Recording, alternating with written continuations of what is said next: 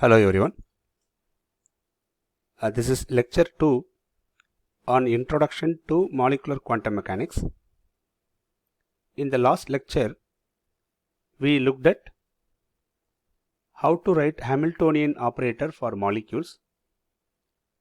Then I started the discussion of Born-Oppenheimer approximation.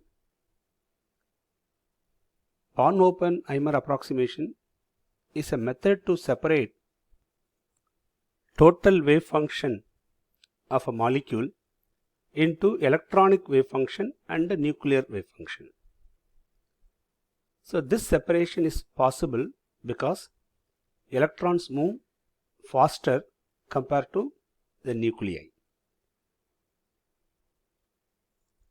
This is the Schrödinger equation for a molecule, and this is the Hamiltonian operator for the molecule. Since it consists of many terms, it is very difficult to solve this Schrödinger equation. It's very difficult.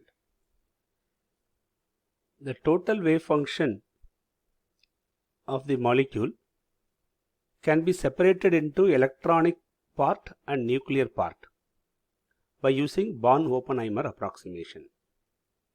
In the last class, I discussed this, how to separate the total wave function into electronic and nuclear part. The total Hamiltonian operator, it consists of kinetic energy for nuclei, kinetic energy for electron, and potential energy due to electron-nucleus interaction, electron-electron interaction, and nuclear-nuclear interaction. Okay. Suppose if you freeze all the nuclei, okay, under the assumption of frozen nuclei means for a fixed nuclear coordinates. Okay, if all the internuclear distances, okay, becomes constant, then this Hamiltonian operator, total Hamiltonian operator, becomes electronic Hamiltonian operator. Okay, why? Because when the nuclei, when all the nuclei get freezed, then the kinetic energy due to nuclei, right, those terms can be neglected or can be removed. Therefore, the total Hamiltonian operator becomes the electronic Hamiltonian operator. Now, take this electronic Hamiltonian operator, apply this operator to the electronic part of the wave function. So, when you apply the electronic Hamiltonian operator to the electronic part of the wave function, we will get electronic energy and the psi electronic. This electronic wave function depends on electronic coordinate as well as nuclear coordinate.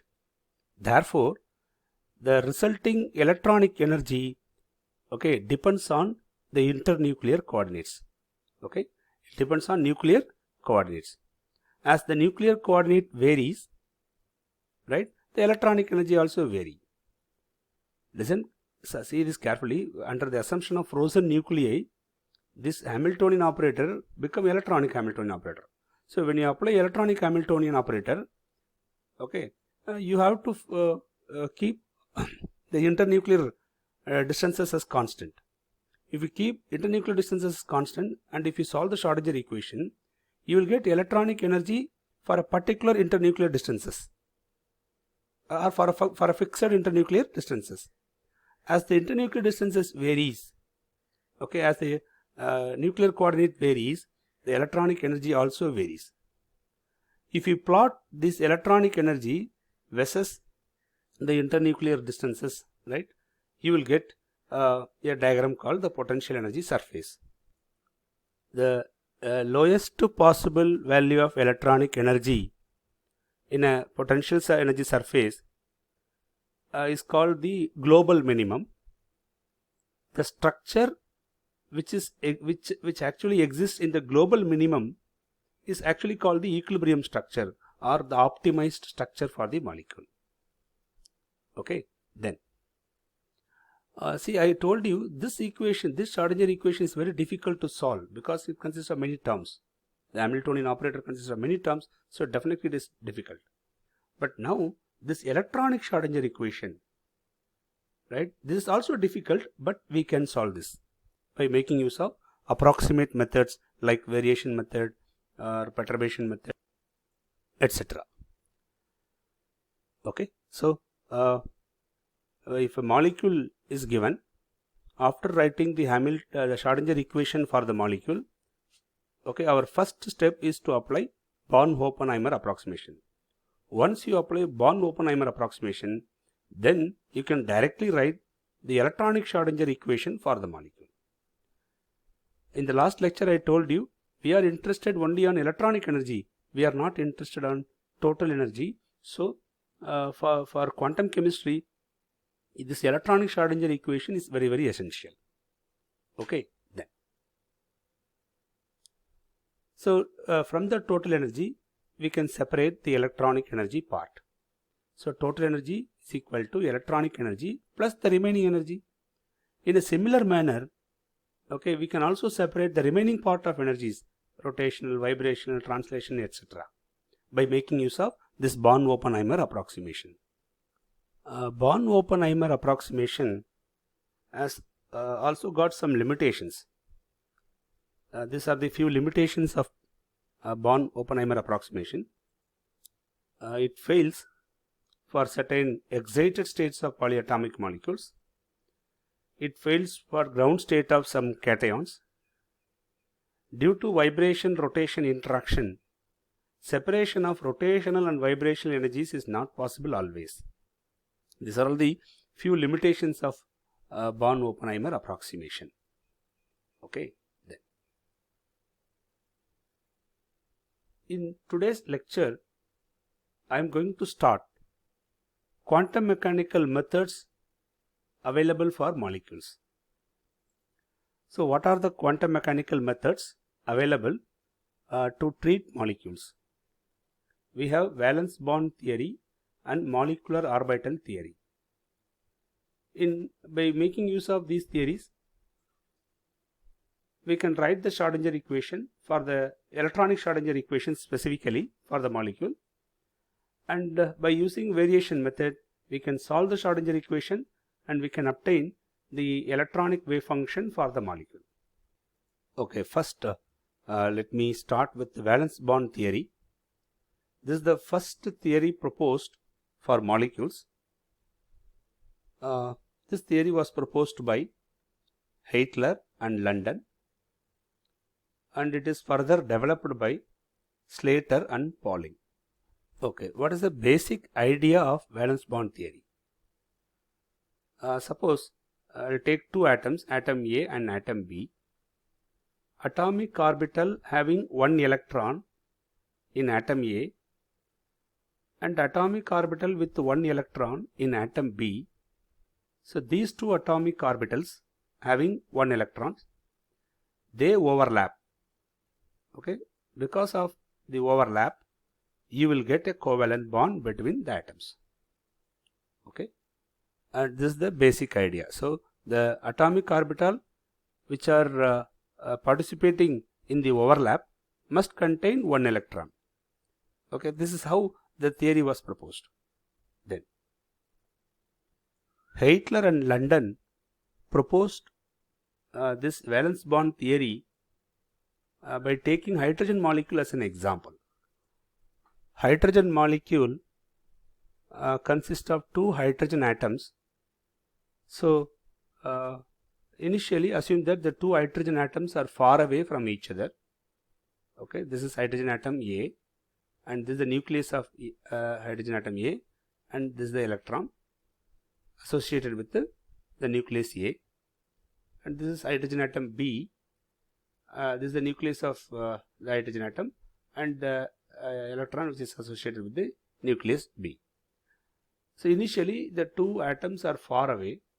Then as you bring the atoms closer and closer and closer, at a particular distance they overlap and form molecule. So in the molecule, so these are the two nuclei, okay, A and B, and the distance between the two nuclei is given as capital R. Okay, and this is electron 1 and this is electron 2. The distance between electron 1 with the nucleus A is RA1, is denoted as RA1, and the distance between electron 2 and the nucleus B is denoted as RB2. Distance between electron 1 and nucleus B is RB1. Distance between electron 2 and nucleus A is denoted as RA2, and the distance between the two electrons is denoted by the symbol R12. Okay, so what is the Hamiltonian operator? Listen, for a molecule we first write the Hamiltonian operator. Okay, and this is the Hamiltonian operator for the molecule, which consists of kinetic energies of the nuclei, kinetic energies of the electron, and all potential energy interactions. Okay, then applying Born-Oppenheimer approximation, we can write the electronic Hamiltonian operator. Okay, electronic Hamiltonian operator means just remove the nuclear kinetic energy operators. Okay, nuclear kinetic energy terms. So the remaining part is considered as the electronic Hamiltonian operator. Okay, so the electronic Hamiltonian operator can be given as minus h cross square by 2me into del 1 square. So this corresponds to kinetic energy of electron 1 minus h cross square by 2me into del 2 square. That corresponds to kinetic energy for electron 2. Then E square by 4 pi epsilon naught into minus 1 by RA1. This corresponds to the potential energy due to the attraction of electron 1 and nucleus A. E square by 4 pi epsilon naught into minus 1 by RB2. This corresponds to the potential energy due to the attraction of electron 2 and nucleus B. Then E square by 4 pi epsilon naught minus 1 by RA2. This corresponds to the potential energy due to the attraction of electron 2 and nucleus A. Similarly, this is potential energy due to the attraction of electron 1 with nucleus B. And this term corresponds to the potential energy due to the repulsion between the two electrons 1 and 2. And the last one is the potential energy due to the repulsion between the two nuclei. Okay, and listen, this term 1 by R12, which consists of the electron-electron repulsion part, okay, it is very difficult to treat this part, okay, in solving Schrodinger equation, right? Then so this is the electronic Hamiltonian operator. So now we have operator, right? Then what we have to do? We have to apply some approximate method to solve the electronic Schrodinger equation. So here I am going to use the variation method. You know very well, in variation method, the first step is we should guess a trial wave function for a given system. Now, what is the trial wave function for the given system? See, at the moment when the two atoms are far away from each other, okay, electron 1 is associated with nucleus A, electron 2 is associated with nucleus B. So how to write the trial wave function? So the trial wave function can be given as electron 1 is associated with the nucleus A, which is present in 1s orbital of hydrogen atom. Similarly, electron 2 is associated with the nucleus B, which is present in 1s orbital of hydrogen, the second hydrogen atom. Okay. Take the product of these two, okay, then take that product function as the trial wave function. Okay, using this trial wave function and using this electronic Hamiltonian operator, if you solve Schrodinger equation, you will get electronic energy, and that electronic energy varies with the internuclear distance. So if you plot the electronic energy with the internuclear distance for this trial wave function, we get a potential energy diagram curve like this. Okay, if you compare this potential energy curve obtained using this trial wave function with the experimental potential energy curve, right, there is a large deviation between these two. Okay, so due to this large deviation, we have to modify this trial wave function, right? Then when the two atoms comes closer, if you bring the two atoms closer and closer and closer and closer, okay, what will happen? Since electrons are indistinguishable, right, when the two atoms, since the electrons are indistinguishable, when the two atoms are very close enough, we can also say that electron 2 can be associated with the nucleus A and electron 1 can be associated with the nucleus B. So when the two atoms approach very close, then this is also equally valid. That is, electron 2 associated with the nucleus A and electron 1 associated with the nucleus B. So this wave function, that is psi 1s A2 into psi 1s B1, that is electron 2 associated with the nucleus A and electron 1 associated with nucleus B, this product is also an equally valid function. So psi 1s A1 into psi 1s B2, this is valid. Psi 1s A2, psi 1s B1, this is also valid, equally valid. Therefore, we can take the linear combination of this function and this function as the trial wave function for valence bond orbitals. Okay, valence bond molecular orbitals. What is linear combination? Addition or subtraction. So we can add these two functions. So add this function and this function. While adding, you have to multiply this function with some coefficient and this function with some coefficient. You know very well the coefficient, squares of the coefficient indicate the contribution of those functions in the trial wave function, the overall function. Since the two functions are equally valid, so the two coefficients must be equal. Okay, so I'll take the coefficients as common as C1. Okay, so this linear combination acts as one trial wave function for the valence bond orbital of hydrogen molecule. And the second trial wave function, see here addition is the one trial wave function. Now I am taking the subtraction as another trial wave function. Since the two functions, okay, this product and this product, they are equally contributing, the two coefficients are equal, so I will take the coefficients C1 and C1 and I will take the coefficient common and I will keep it outside the bracket. So this is the another possible trial wave function for the valence bond orbital of hydrogen molecule. So by linear combination we got two trial wave function. One is addition, the other one is subtraction. So I will take this function with the sign psi plus valence bond orbital and this function as psi minus valence bond orbital. Both are trial wave functions. Okay, now we will do the calculation using these trial wave functions. First I will take the addition combination. Okay, see in the molecule these wave functions must be normalized. Okay, because they corresponds to some molecular orbital, so they must be normalized. Okay, since the function is normalized, so we know very well the normalization condition is integral psi star trial wave function psi star t psi t d tau should be equal to 1. So I will multiply this addition combination 2 times. Okay, so this is the addition combination.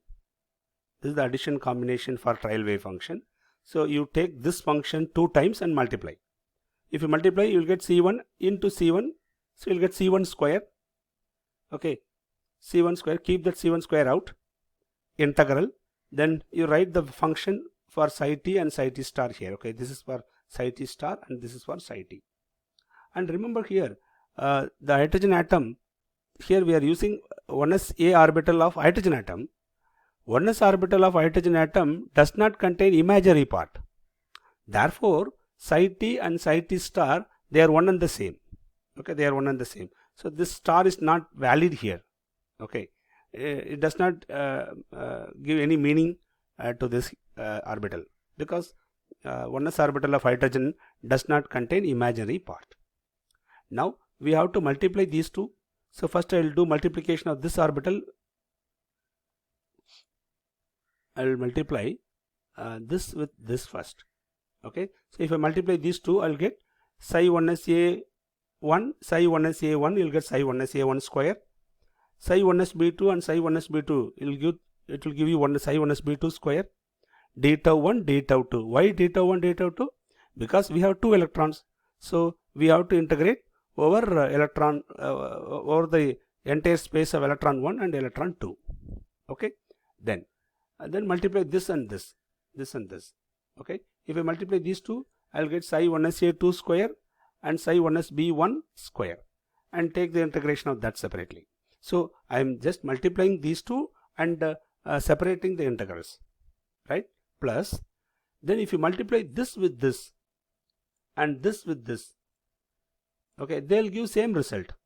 See what is meant by that? Psi 1s a1 into psi 1s b1, psi 1s b2 into psi 1s a2. Correct? Psi 1s a1. See this carefully. Psi 1s a1 into psi 1s b1. Right? Similarly, psi 1s b2 into psi 1s a2. Right? So if you multiply this and this, similarly if you multiply this and this, you will get same result. Therefore, I'll take twice the value of those two product. Okay, so 2 into psi 1s a1, psi 1s b2 into psi 1s a2, psi 1s b1, d tau 1, d tau 2 should be equal to 1. Are you clear? See what I'm doing, I'm just multiplying the two functions. I'm just multiplying the two functions and separating the integrals. Okay, yeah. Now you know very well the 1s orbital of hydrogen is a normalized function. It's an atomic orbital. This atomic orbital function is normalized already. So if I separate these two as two integrals, that is integral psi 1s a1 square d tau 1 into integral psi 1s b2 square into d tau 2. If I separate like that, then the value of this integral is 1 and the value of this integral also 1. See, I'll show in the next step. Okay, so this is 1, this is 1, so 1 into 1 is 1. Therefore, we can write C1 square into 1 plus, then see the second one. Here also, this is 1s orbital of hydrogen atom, which is already normalized. This is also 1s orbital of hydrogen atom. Okay, so both are normalized. Therefore, if we can separate this as integral psi 1s a2 square into d tau 2 into integral psi 1s b1 d tau 1. We can separate this into two integral, but in multiplication form. Correct. So since these are normalized, they'll give the answer as 1. The integral value is 1. So 1 into 1 is 1. So you'll get another 1 here. Plus 2 into, now we have to multiply these two. So I'll separate this integral into two. How? Integral psi 1s a1 into psi 1s b1 d tau 1. For electron 1, I'll separate the integral like that. Okay, integral psi 1s a1, psi 1s b1 d tau 1. And what is another integral? Psi 1s, see, listen, you take the electron 2 wave function. Electron 2 is here, electron 2 is here. So psi 1s a2, psi 1s b2 into d tau 2, I'll take that integral as a separate integral and multiply these two. Okay, now this is not equal to 1 because this is the electron 1 associated with the nucleus A, electron 1 associated with the nucleus B. So this gives you how the electron 1 wave function, okay, overlap, how the 1s A orbital of atom A and 1s B orbital of atom B, they overlap for electron 1. So this indicates the overlap integral. Okay, and this is another overlap integral. We represent overlap integral by the symbol S. Since it is the overlap between A and B, you can also write it as SAB also. But here I'll put, for simplicity, I'll put S alone. Okay, so this is S. This integral also called S. Now keep this C1 square as such. So 1 plus 1, 2. Here you'll get 2S square equal to 1. Take the 2S common. So 2 into C1 square into 1 plus S square equal to 1. Now what is C1 square? So bring these two terms this side. Okay, bring 2 and 1 plus S square to the right hand side. And then what is C1? C1 is equal to square root of this, right? So 1 by root of 2 into 1 plus S square. So this is the value of the coefficient, okay, for the normalized state of psi plus. Okay, so or we can say the other way, for psi plus to be normalized, okay, the coefficient should be 1 by root of 1 plus s square. So substitute this value here in the place of C1, you will get the normalized wave function for the psi plus state. Are you clear? Yeah. Then similarly, in a similar manner, we can also normalize the minus state, psi minus states. I told you that we have two trial wave function. We can also normalize this. If you normalize this, you will get the value of C1, and the C1 value will be this is the value of the C1. Listen, I didn't do this because this is actually very simple. You just follow the same idea for this, you will get the value of C1 here. Okay, so for the minus state, the coefficient is 1 by square root of 2 into 1 minus s square into this wave product function, psi 1s a1 psi into psi 1s b2 minus psi 1s a2 into psi 1s b1. Are you clear? So now we got two trial wave function, normalized trial wave functions, right? Then the next step is a hydrogen molecule contains 2 electrons.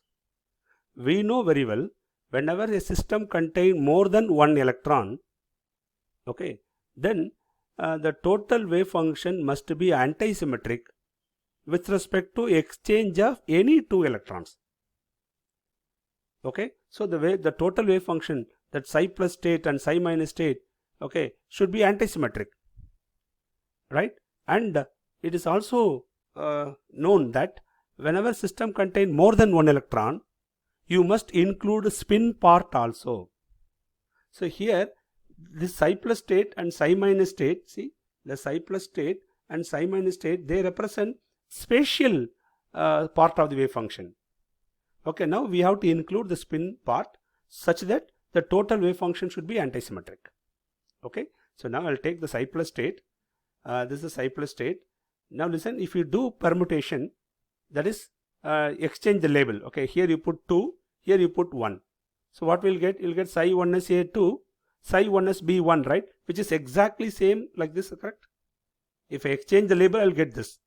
Similarly, if I exchange the label of these two, I'll get this.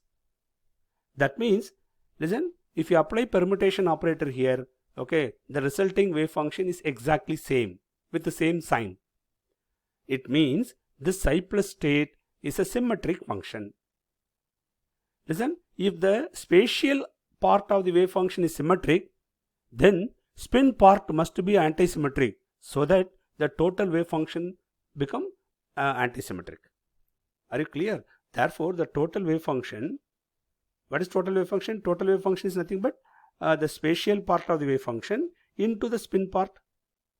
Since spatial part is symmetric, spin part must be antisymmetric. Why? Then only symmetric into antisymmetric become antisymmetric. Your total wave function should be antisymmetric. That's the idea. So I'll take this spatial orbital which is symmetric as such. Now the spin part should be antisymmetric. Okay, listen, say for electron 1, I'll take the spin as alpha spin. Assume that it is a clockwise spin. And for electron 2, it is anti-clockwise. So we can say the other way. Other one, like this is upward spin, this is downward spin. Okay. Similarly, electron 2 is upward, electron 1 is downward. So two possibilities are there. Are you able to understand? And this linear combination will give you an antisymmetric wave function. This is antisymmetric. How? If you exchange the label, what will you get? See, in the place of 1 you put 2, you will get alpha 2, beta 1. Okay, alpha 2, beta 1, yes, this is exactly same. And if you replace here, you will get alpha 1, beta 2, you will get exactly same. But listen, this is minus. Here we have minus sign. Therefore, if you apply permutation operator, okay, you will get the same result with the opposite sign. Therefore, the spin part is antisymmetric. Are you clear? So this is antisymmetric and this is symmetric. Therefore, this product wave function or the total wave function must be antisymmetric wave function. So for the psi plus state to be antisymmetric, okay, the spin part must be antisymmetric because psi plus is symmetric. Are you clear? Then see this carefully. One electron is upward, the other electron is downward. This indicates a singlet state, correct? Yeah, so this spin state corresponds to a singlet state. So the psi plus state, therefore the psi plus state corresponds to the ground singlet state of the system. Okay, it gives you the ground state energy. We are going to discuss this as we proceed in this lecture. Then, so for hydrogen molecule, it consists of 2 electrons. Therefore, we have different spin functions. We have symmetric spin functions, and we also have anti-symmetric spin functions. These are all the possible symmetric spin functions, alpha 1, alpha 2. Both electrons have clockwise spin, both electrons have anti-clockwise spin. Okay, and this is a linear combination. Okay, all these 3 corresponds to symmetric spin functions, and this function corresponds to an anti-symmetric spin function. Okay, and just now we discussed that psi plus state, since this is symmetric, this must combine with an anti-symmetric function, and in anti-symmetric function we have only one function. Therefore, this combination corresponds to a singlet state. Okay, and I am going to take this as a bonding state. Why this called bonding state? We'll see that as we proceed in this lecture. Okay, then in a similar manner, if you take psi minus state of the valence bond function, okay, this state, this is actually anti-symmetric. So anti-symmetric must combine with a symmetric spin function. Since symmetric spin function we have 3, therefore this psi minus state corresponds to a triplet state of the system. Okay, so this singlet state actually corresponds to ground singlet state, and this is the first excited triplet state of the system. Okay, so this psi first I'll take psi plus state of the system, and I'll explain how the energy varies with the internuclear distance for this state. Okay, for psi plus state. Then we'll do for psi minus state. Okay, then so what is the average energy corresponds to the psi plus state? Okay, you know very well the formula for average energy is some integration the psi plus state He operator psi plus into d tau. Okay, psi star H operator psi d tau, or we can write directly like this, because for hydrogen molecule psi star and psi are one and the same.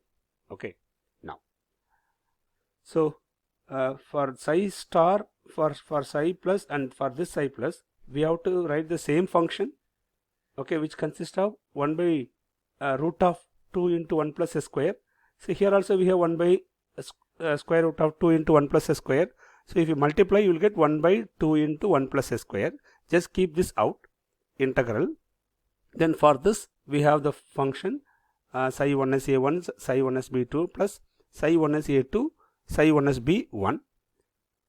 This is the wave function for the psi plus state. Okay, then the electronic Hamiltonian operator for hydrogen molecule, this is the electronic Hamiltonian operator, which consists of kinetic energy operators for electrons 1 and 2, and the potential energy interactions due to electron and nucleus, nucleus, and electron repulsions. Then again we have the psi plus state here, wave functions for psi plus state, d tau 1, d tau 2, integration over all space for electron 1 and all space for electron 2. Then now this operator can be segregated into 3 parts, okay, so that the further integration become very easy. See here, what I did here is minus h cross square by 2me del 1 square. I combined this operator with minus e square by 4 pi epsilon naught 1 by r a1. Okay, so if I combine like this, see, if I combine like this, this denotes, this is exactly similar to an hydrogen atom, where electron 1 is associated with the nucleus A. So this is an hydrogen atom Hamiltonian operator, similar to that. Then see this one, similarly the second part minus h cross square by 2me into del 2 square minus e square by 4 pi epsilon naught rb2. This forms a second operator. This is also similar to hydrogen atom. Okay, in this case electron 2 is associated with nucleus B. Are you clear? Then the remaining integrals. What are the remaining integrals? We have plus e square by 4 pi epsilon naught, okay, minus 1 by ra2 minus 1 by rb1 plus 1 by r12 plus 1 by capital R. This part, okay, forms a separate operator. Let it be h3. Okay, so I'll represent this operator as h1, this operator as h2, and this operator as h3. Okay, then see here we have this function, this valence bond psi plus state. I'll divide this psi plus state into two, this part as 1 and this part as 2. Okay, similarly here also this is 1, this is 2. Now what I'm going to do, I'm going to divide this integral into 12 integrals. How? Listen, first I will multiply. Actually we have to multiply and divide into different integrals. Okay, how to do that? See, first I'll take this 1, okay, the function 1 into h1 into 1. Listen, 1, this part, okay, 1 into h1 into 1. This form a separate integral. Similarly 1 into h2 into 1. This is a second integral. Then 1 into h3 into 1. That form a third integral. Like that, if you do, you will get 12 possible integrals. See, I have given in a short manner like this. See, this is the function 1, h1, 1. This forms the first integral. Then 1 h2 1, 1 h3 1. Then 2 h1 2, 2 h2 2, 2 h3 2. Then 1 h1 2, 1 h2 2, 1 h3 3 2. Then 2 h1 1, 2 h2 1, 2 h3 1.